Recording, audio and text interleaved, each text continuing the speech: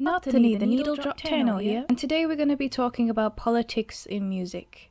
And this pretty much includes any sort of cringy music that you've seen. You know, all the big ones like Latigra's really shitty Hillary thing, Lena Dunham's shitty Hillary thing.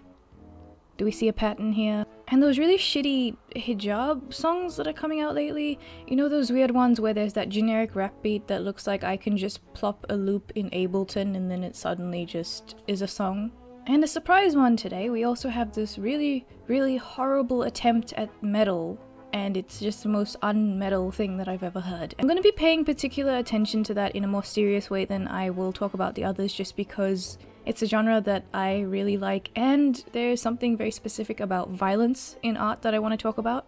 So politics in music is definitely not a bad thing. It's not a bad thing at all. I mean, if you look at art forms, especially just creative stuff in general, you can see that there's a lot of communication and working out frustrations and showing people your perspective in the world. A lot of protests and stuff like that are considered art. One of the biggest things that I can say about sort of do's and don'ts with politics and art is that you can't force politics into art. That's really the main problem here. You have these really awesome things where they take this political thing and put it in the song, where they carefully craft the song really, really well. So it's kind of like, you know, if it's about the army, then they have like this drum beat that resembles a marching band, and they have all of this sort of stuff with juxtaposition of maybe really happy music and really horrible lyrics and the other way around. Everything in this song doesn't feel like it's forced in, because from the get-go they've been looking to craft this political message and kind of craft it around the music instead of forcing the music into the political message, if you know what I mean. It's kind of like you have a bunch of blocks and a bunch of holes on this corkboard, and then you kind of have to match them up. And you can be creative with it, but you're just still working with what you have to make something fit really well. But then the bad kind of music kind of comes along where you just tear up the corkboard and you don't have any foundation whatsoever. And I guess that could work, but I haven't really seen, at least in this kind of area that we're talking about, where it does. I mean, take a look at this.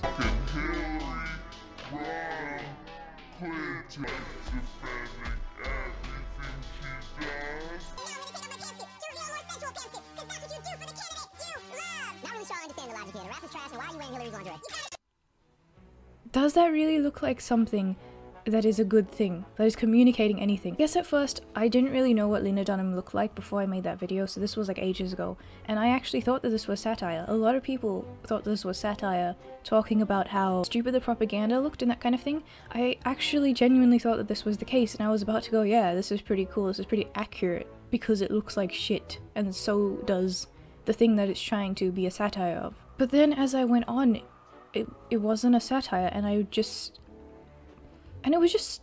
was partly astounding to me, but at the same time it was just kind of a nail in the coffin of, this is really what we're dealing with. These people are real.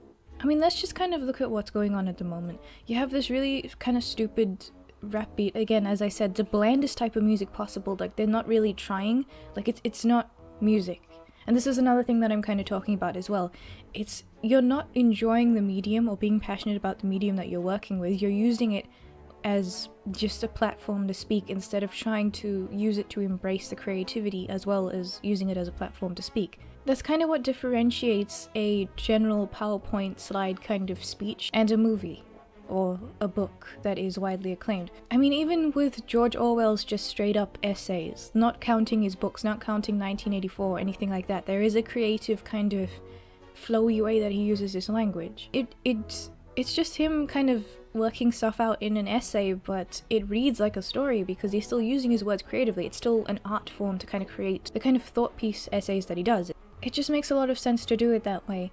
I can recognize, like, this guy writes novels, this guy can do a story. When you read Animal Farm, it still does read like a story, it still does have the story elements, even though it is something that has a bigger meaning to it. Which is why the comic books, the diversity in comics thing is not working. You're having just these characters standing around with these thought bubbles and like, feminism is correct, or I am a man and I am misogynistic, therefore feminism is wrong to me because I am misogynistic. There is no creativity in it whatsoever, you're just using it as a way to get it out there. And going back to the music and the generic beats and that kind of thing, you can really tell what is just somebody screeching their political views at you and music that has a political message. If you listen to a lot of the punk stuff, like the really early punk stuff, you can tell that there's definitely a creative kind of frustration that is being used to just create all of this energy, and it's actually really cool. And that's one of the reasons why It's known as such a big genre, it's such a big thing, because it had a purpose, it had a creative purpose. And even when people start it in a particular way, it grows because it is a creative medium. It's not just something that has a particular view always attached to it. It can grow, which is why anyone can use it, basically. And I guess across the board, there's just a way to tell now. And that song that's trying to be metal that I'm showing you later on, you can pretty much see the same thing that I was talking about with those generic beats. It's the same thing, it's just these generic bars that just make no sense whatsoever. There's just a generic rock drum beat in the background that makes no sense. You could not tell it apart from any other wannabe trying to be metalcore artist that's ever been, that everyone's just forgotten about. There is no inspiration behind this whatsoever. And all the lyrics as well are just saying like, you're horrible, I'm better than you, I'm fucking better than you. You can compare Lena Dunham's Trainwreck to the Hijab Trainwreck as well. They sound the same. You can clearly see that there's a boardroom of people, whether it be dyed hair feminists or just old white guys or whoever, whatever corporate stereotype you have in your head at the moment, picture them at a table and watch them going, what are the kids like? Kids like those generic rap beats, right? They can't tell the difference, can they? And they try to make it hip.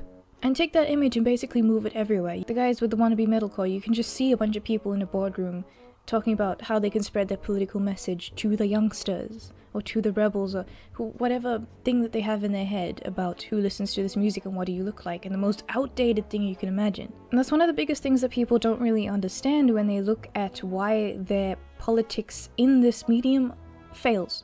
Anyone could pretty much fail if they did it this way. If you just use this as solely a platform to speak and not a platform to try and be creative, you will fail because people don't want to be preached to in this manner. Okay, metamorphosis, right? Instead of writing it in this almost mystical and mythical kind of way, the beetle and the kind of oddity of all of it, it kind of reminds me of a Monty Python skit in a way where it just happens and you kind of feel like you want to laugh and you want to recoil at the same time, which is the point. A lot of the stuff that he doesn't say straight up, that he just shows through this, he doesn't need to explain because everyone gets it, right? Instead of this really good insect imagery, you just got him coming up and going, okay, so this is my opinion and I am typing it in book format. This is my opinion and I'm going to sell it as a novel when it's just my glorified diary. And I'm not going to tell you that. If you want to write down your political opinions in a book, that's totally fine, just don't sell it to me as if it's a novel. If you want to put your opinions down and make it in the style of a poem, sure, but don't try and sell it to me as if it's a fantasy poem, if it's an epic tale or a limerick or something. Because it's not, it's just you straight up talking, maybe with a couple rhymes thrown in. Listen to this.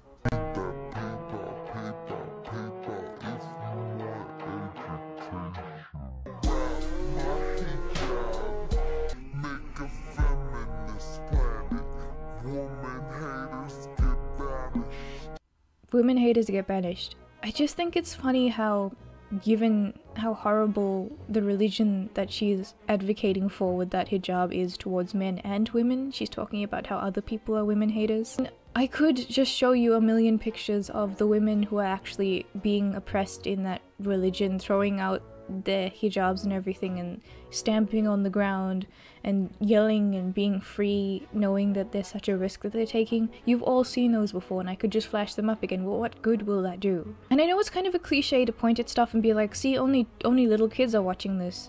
I get that that's a cliche and it's a really generalizing statement, but that is kind of true with that. There's kind of a way right now to tell if it's a little kid commenting, and one of the ways is the billion emojis that follow whatever they're saying. And you'll actually find that when you go to the comments of this video, it's just a whole bunch of dislikes and a bunch of likes and a bunch of people going yes, and then with a bunch of emojis. One of the most cancerous things I've ever seen. If I walked in and I saw a bunch of those people in the room, I would just walk out. It doesn't matter if it's raining outside, I will take my chances with the flu. I will get pneumonia. I do not want to be with that cancer.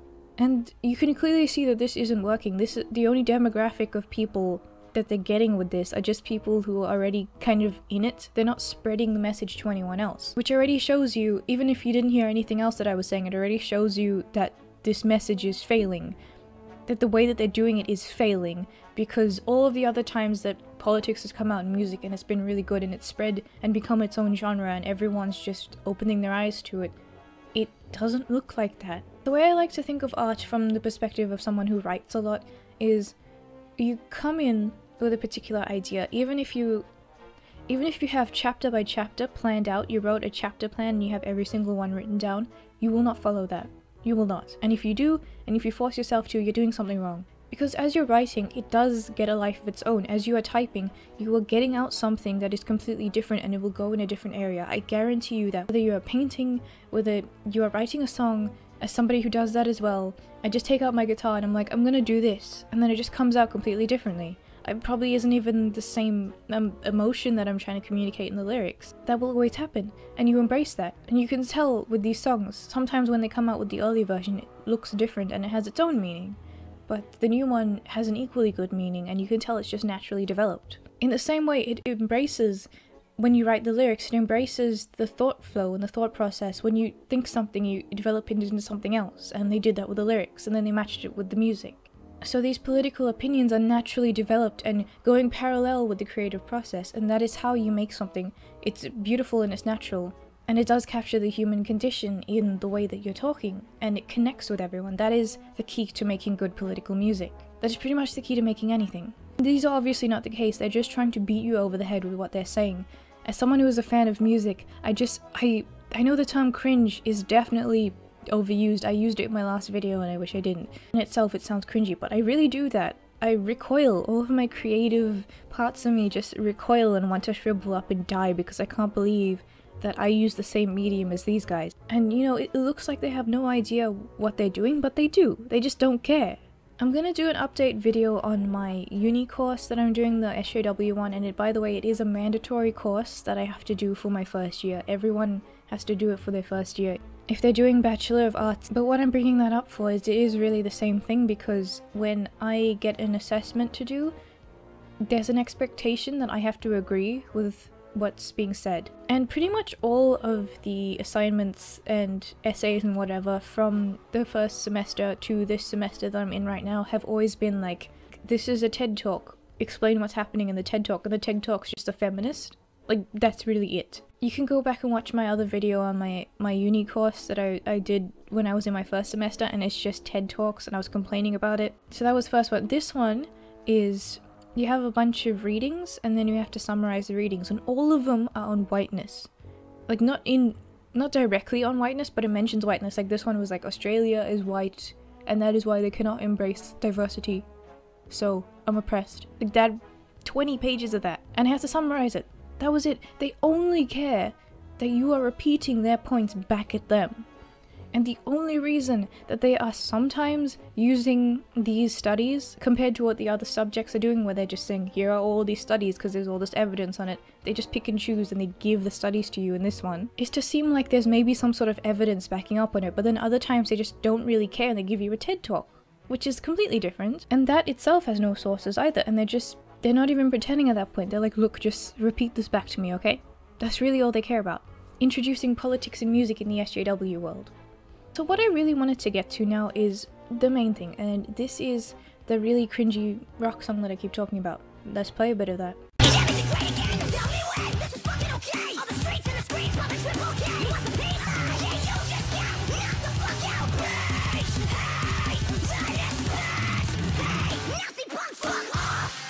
But let me summarize it. So there's this group of really stupid looking people, and they're basically thrashing their heads around and saying that if you voted Trump, you're a Nazi.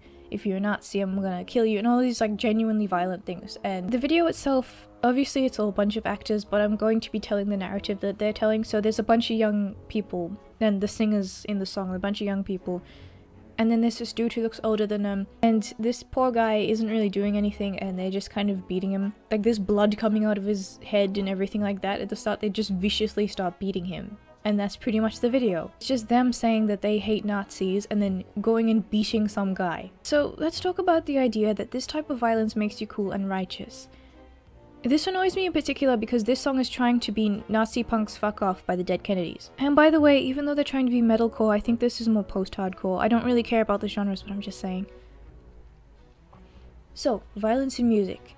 In particular, we will look at the various forms of metal and the various forms of punk, because these have a lot of kind of rebellious things to authority and destruction and all that kind of stuff.